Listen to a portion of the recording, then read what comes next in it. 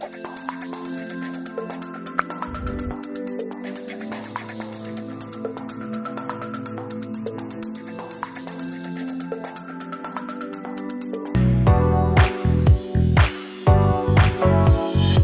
Friends, welcome back to our channel.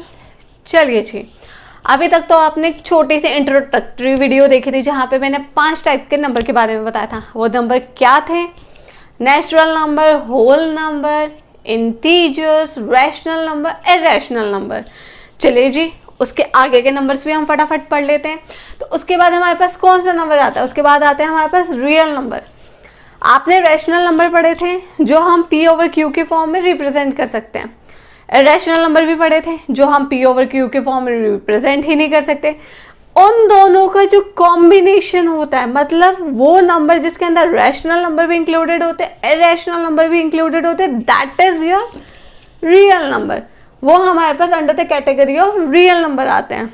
I hope ये point आपको समझ आ गया होगा एंड इसको हम बेसिकली रिप्रेजेंट कर सकते हैं on a number line. Okay, next one is my prime number. Prime number कौन से नंबर होते हैं? ये तो हम बचपन से अब तक पढ़ते ही आ रहे हैं कि प्राइम नंबर होते हैं, कंपोजिट नंबर होते हैं, प्राइम नंबर होते हैं, कंपोजिट नंबर होते हैं। प्राइम नंबर होते क्या है एंड कंपोजिट नंबर भी क्या होते हैं हमारे पास? सुनो, प्राइम नंबर वो नंबर होते हैं जिसका कोई फैक्टर जो होता है 1 और वो अपनी ही डिजिट के अलावा कोई फैक्टर्स ही नहीं होता उस नंबर का। अब आप कहोगे मैम कंफ्यूजन हो रही है, समझ नहीं आ रहा है, ये क्या बोल दिया आपने? तो चलिए हम समझते हैं कि क्या बोला मैंने। For example, if I will take 2, अगर मैं 2 के फैक्टर, बेसिकली फैक्टर्स का मतलब क्या होता है? अगर मैं देसी लैंग्वेज में बात करूँ ना, तो फैक्टर्स का मतलब वो होता है जो, अब 2 है, 2 किसकी टेबल में आता है? अब आप कहोगे मैम 2, देखो 1 तो सबका फैक्टर होता है, 1 के टेबल में सारे डिजिट्स आते हैं, तो 1 तो सबका आंसर होगा ही होगा। अब 2 किसकी टेबल में आता है? 2 तो सिर्फ भाई 2 के टेबल में ही आता है। तो ये मैंने बोला था कि वो नंबर जिसके फैक्टर सिर्फ 2 ही बन सकते हैं, मतलब 1, एक तो 1 है ही है, दूसरा वो डिजिट इटसेल्फ, तो अपना जो डिजिट होगी वो खुद ही इसका एक फैक्टर हो सकते हैं, उसके अलावा कोई और हमारे पास यहाँ पे डिजिट्स नहीं होंगी। Okay, hope you get my point. Next is my composite number. Composite number वो नंबर होते हैं, प्राइम नंबर क्या होते हैं? जिसके सिर्फ 2 फैक्टर्स होते हैं। कंपोजिट नंबर क्या होंगे? जिसके मोर देन 2 फैक्टर्स होंगे। मोर देन 2 फैक्टर्स का क्या मतलब है? For example, if I will take 9, 9 का फैक्टर एक तो 1, मैंने आपको एज यूजुअल बोला ही है कि एक 1 तो सबका फैक्टर है ही है।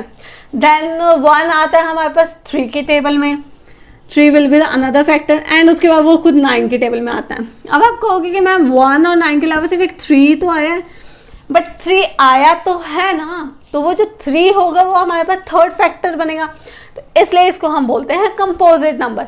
दैट नंबर जिसके मोर देन 2 फैक्टर्स बने, 1 एंड इटसेल्फ के अलावा कोई और तीसरा, चौथा, 5वां फैक्टर अगर किसी डिजिट का बन रहा है, तो that is your composite number. I hope ये 3 मोर पार्ट्स आपको समझ आ गए होंगे। चलिए जी, अब हम एक्सरसाइज 1.1 से स्टार्ट करते हैं जी। अब हम स्टार्ट करें एक्सरसाइज 1.1 का फर्स्ट क्वेश्चन से। सो हमारे पास रीड आउट करते हैं। फर्स्ट क्वेश्चन क्या कह रहा है हमारे पास? Is 0 is a rational number? क्या 0 एक रैशनल नंबर है? Can you write it in the form of P over Q? क्या मैं इसको P ओवर Q के फॉर्म में लिख सकती हूँ? रैशनल नंबर कौन से नंबर होते थे मैं आपको ऑलरेडी बता चुकी हूँ, दैट जो नंबर हम P ओवर Q के फॉर्म में लिख सकते हैं, that is your rational number. Where P and Q are integers, P और Q हमारे पास इंटीजर्स है, and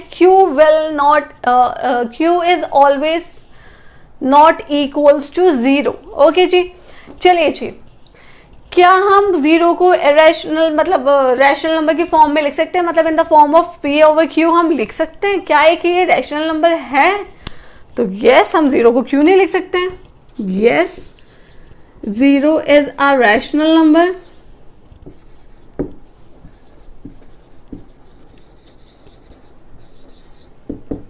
and it can be written as, इसको हम काफी सारे तरीके से लिख सकते हैं।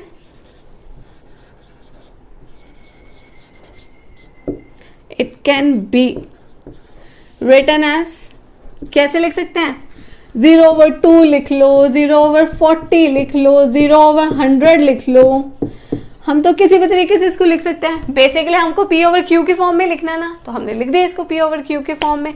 तो हम यहाँ पे यही लिखेंगे that yes 0 is a rational number. इसको हम किसी भी फॉर्म में लिख सकते हैं। चलिए जी, इसके बाद हम स्टार्ट करते हैं क्वेश्चन नंबर 2। अब हम स्टार्ट करते हैं हमारा क्वेश्चन नंबर 2 एक्सरसाइज 1.1 का। रीड आउट करते हैं question. Find 6 rational number between 3 and 4। हमें 6 रैशनल नंबर लिखना है बिटवीन 3 and 4।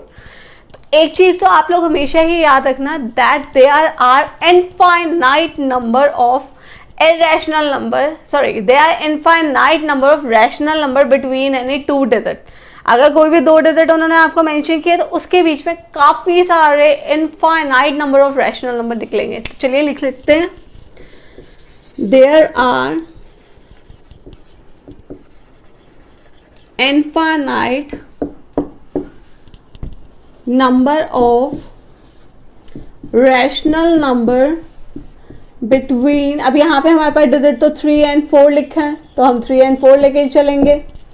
चलिए जी, अब हमें इसमें कितने डिजिट फाइंड आउट करने हैं। 6 रैशनल नंबर इन्होंने कहा है फाइंड आउट करने के लिए। अगर 6 का है तो we have to just multiply numerator and denominator with 7। Okay, अगर वो 7 बोलते तो we have to just multiply it by 8, because उसमें एक डिजिट हम एक्स्ट्रा इसलिए लेते हैं बिकॉज उन्होंने इन बिटवीन डिजिट पूछे। उन्होंने बाहर वाली जो डिजिट गिवन है उसको इंक्लूड करने के लिए नहीं बोला है। सो हम एक साइड लिख लेते हैं 3/1 एंड सेकेंड साइड लिख लेते हैं 4/1। तो 6 पूछा है, we have to multiply numerator and denominator by 7।